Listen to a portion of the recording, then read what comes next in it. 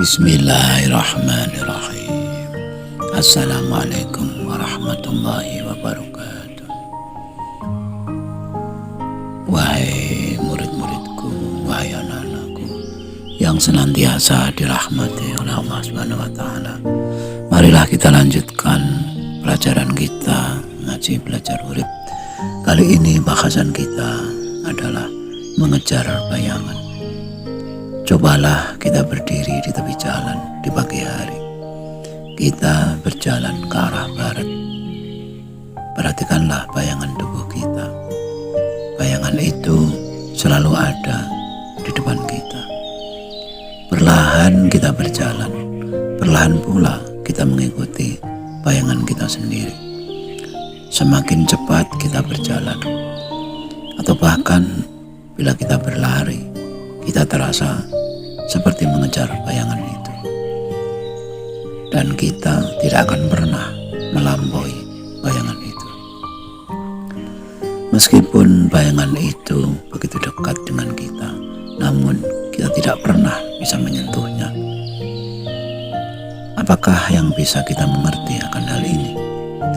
Bila kita membelakangi sumber cahaya, maka bayangan seakan membimbing kita kemanapun kita melangkah. Sebaliknya, bila kita melangkah menuju cahaya, bayangan kita akan mengikuti tubuh kita. Dia akan setia di belakang kita. Makna lain dari bayangan adalah citra. Jadi bayangan diri adalah citra diri. Selama kita membelakangi sumber cahaya, kita akan selalu mengikuti citra diri, bukan jati diri kita. Apabila hidup yang kita jalani, kita fokuskan untuk mengejar cita-cita duniawi atau materi, atau mengejar citra diri, selamanya kita akan mengejar bayangan itu. Dekat, namun tidak dapat kita raih. Makin banyak uang yang kita kumpulkan, kita akan merasa semakin kurang, semakin takut bila uang itu berkurang. Jabatan tinggi yang kita raih mendorong kita untuk meraih lebih tinggi lagi. Banyaknya pujian yang ditujukan sama kita membuat kita semakin haus akan pujian. Semua itu akan membawa kita menjadi pemuja atau penyembah citra diri, makin jauh dari jati diri atau diri sejati. Hal itu nampak jelas bila kita takut akan mati, selalu berdoa mohon panjang umur, ingin hidup di dunia selama mungkin yang kita bisa, karena hubud dunia atau sangat cinta kepada dunia. Wahai murid-muridku, anak-anakku, Allahu nurus samawati wal ard. Allah adalah cahaya langit dan bumi. Membelakangi sumber cahaya sama dengan membelakangi Tuhan. Tuhan kita, Tuhan semesta alam. Mengingkari adanya yang maha cahaya. Rohani adalah sumber cahaya bagi jasmani, sumber energi yang membuat jasmani kita hidup, dapat bergerak, beraktivitas. Telinga bisa mendengar, mata bisa melihat, mulut dapat bicara, kaki dapat melangkah, dan seterusnya. Sadarkah kita akan hal ini? Lalu bagaimana mungkin kita membelakangi cahaya atau memungkiri Tuhan, memungkiri rohani kita? Mungkinkah kita lupa atau memang belum tahu? Cobalah perhatikan orang-orang yang ada di sekitar kita. Berapa banyak yang mencita-citakan materi, meskipun mereka taat beribadah, namun pujaan mereka tetaplah materi atau duniawi. Berapa banyak pejabat korup yang tertangkap padahal mereka muslim, penipu, perampok, pencuri, bahkan pemerkosa padahal mereka muslim. Apakah terlalu sulit untuk menyadari adanya rohani di dalam diri, sehingga kita lebih condong menyembah duniawi, menyembah berhala, selalu mengejar bayangan? Itukah alasan mengapa dalam Al-Quran surat Yusuf 103 Allah menyatakan, wa ma aktsarun nasi walau kharastu bimu'minin. Dan sebagian besar manusia tidak akan beriman walaupun kamu sangat mengendakinya. Ayat ini adalah bukti betapa sebagian besar manusia di muka bumi ini tidak akan sanggup melawan arus duniawi yang begitu kuat, begitu dahsyat. Meskipun telah banyak nabi atau rasul diturunkan di belahan bumi bagian manapun. Setiap umat pasti memiliki rasul.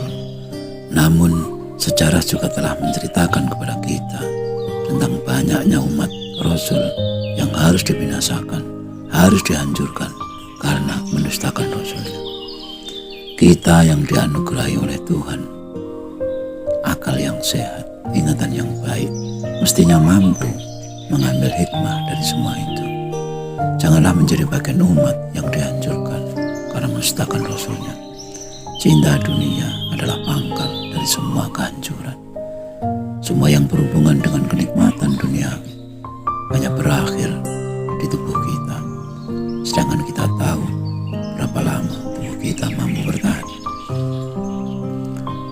Yakinkah kita tentang keabadian roh? Efek negatif dari pandangan yang serba duniawi banyak sekali. Akan tetapi yang paling menonjol adalah kesombongan atau ketakaburan, terutama bila kita kaya raya dan berhadapan dengan orang yang miskin.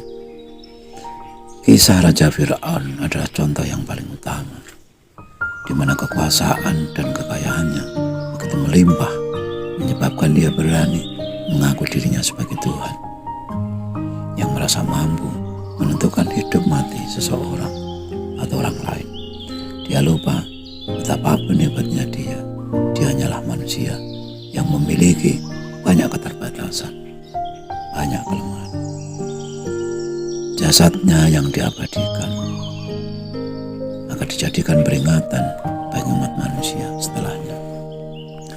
Wahai murid-muridku, anak-anakku, sebenarnya Tuhan yang Maha Kuasa itu, yang Maha Adil itu, bukan hanya menampilkan Fir'aun sebagai orang yang lupa diri akibat harta dan kekuasaan, namun juga ada kisah Nabi Sulaiman yang menjadi kebalikan dari Fir'aun.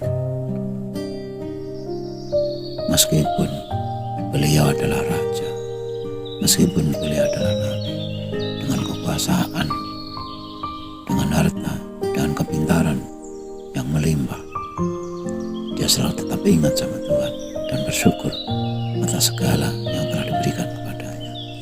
Itu artinya iman itu tergantung dari orang yang bersangkutan, bukan masalah miskin atau kaya, kuasa atau tidak. Iman tetap iman. Pentingnya menjaga keimanan kita menghadapi ujian-ujian hidup. Bukankah baik dan buruk itu juga bagian dari ujian?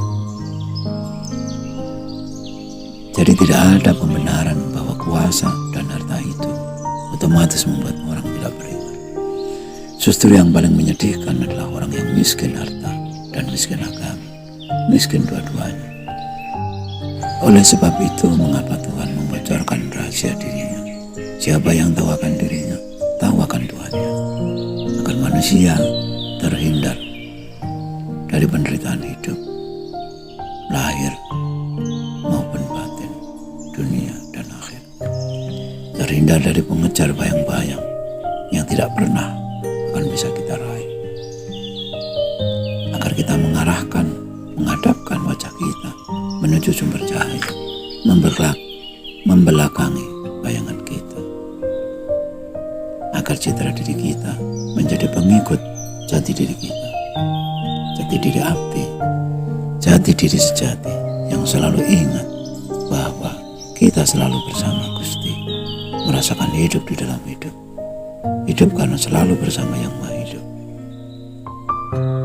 yaitu Rabbul Alamin.